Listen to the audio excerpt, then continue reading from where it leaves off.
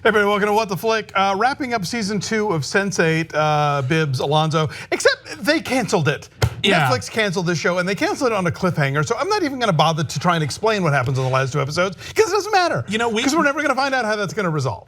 We've been trying to set aside the time to talk about the end of Sense8 and the end of Sense8 for a while. Timing didn't work out, so people are gonna be like, why are you reviewing it now? It's too late. We're reviewing it now because Sense8 was fucking amazing, and we need to remember that. Yeah, so this is really the elegy show. We're here to bury and praise Sense8.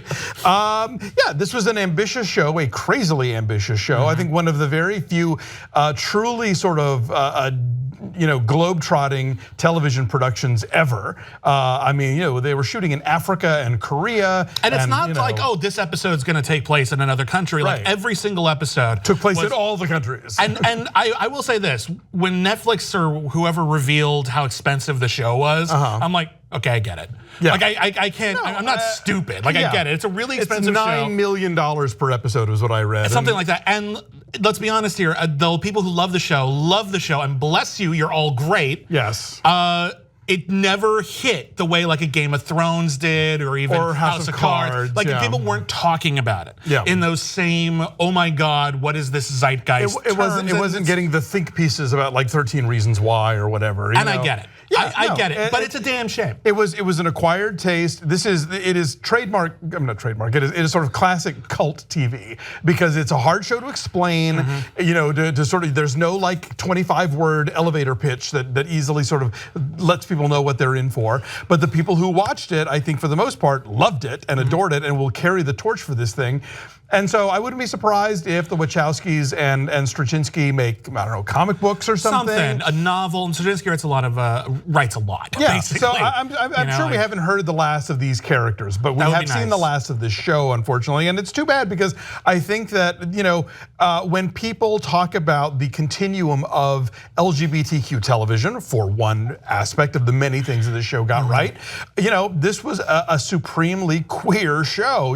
Not only do you have a main trans character and gay characters, but because of the nature of the Sense8s and the way that they shared each other's experiences and were in each other's minds and in each other's, felt what each other was feeling, it sort of brings up this idea of a continuum of sexuality where even the straight characters could still understand what was happening with their brethren and sistren, and I think that kind of builds on what they were doing with Cloud Atlas, which is very much a thing where, over the span of history, you see notions like gender and ethnicity and race being fluid and people kind of moving in and out of beings, but still maintaining their sense of humanity. When movies and television want to sort of illuminate different aspects of the human experience, different cultures, different subcultures, different lifestyles, many of them are very well-meaning, many of them are even great,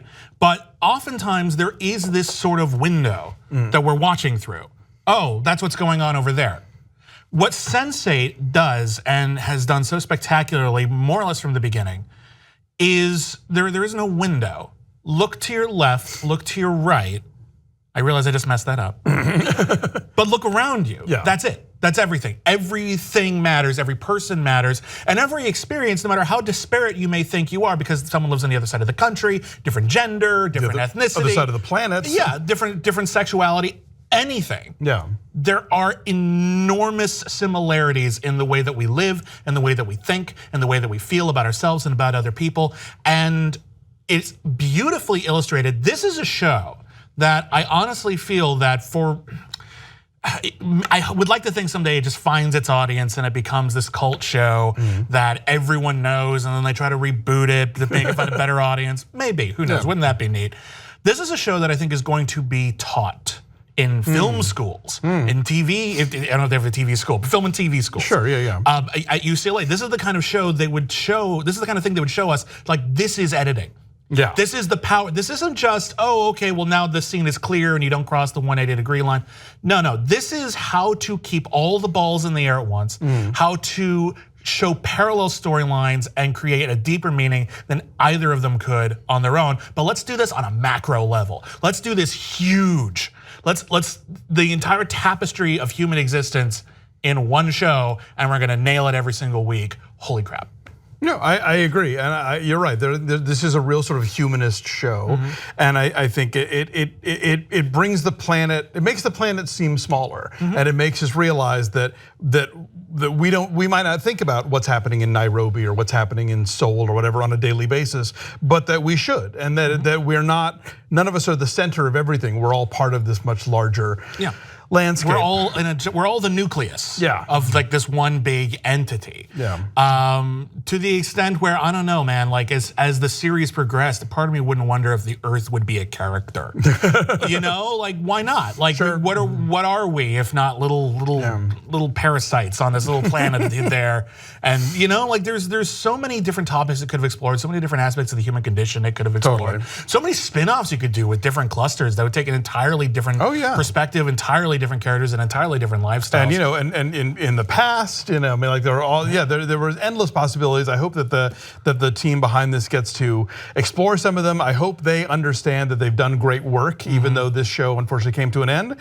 Anything else? Or? I think there's this interesting point where I think maybe Wachowski Starship might have peaked a little early, and I think a lot of people look at them like, okay, they did Bound. Bound is fucking great. Sure. And they did The Matrix, and The Matrix is kind of fucking great. But The Matrix was such a huge blockbuster. Right. And indeed the sequels, even though they mixed reactions, were still so huge and left such an indelible mark that I think maybe people think of them as blockbuster storytellers who must make money in order to be validated when they're not. They've always been art house people. The Matrix is weird. The Matrix is really heady, weird material.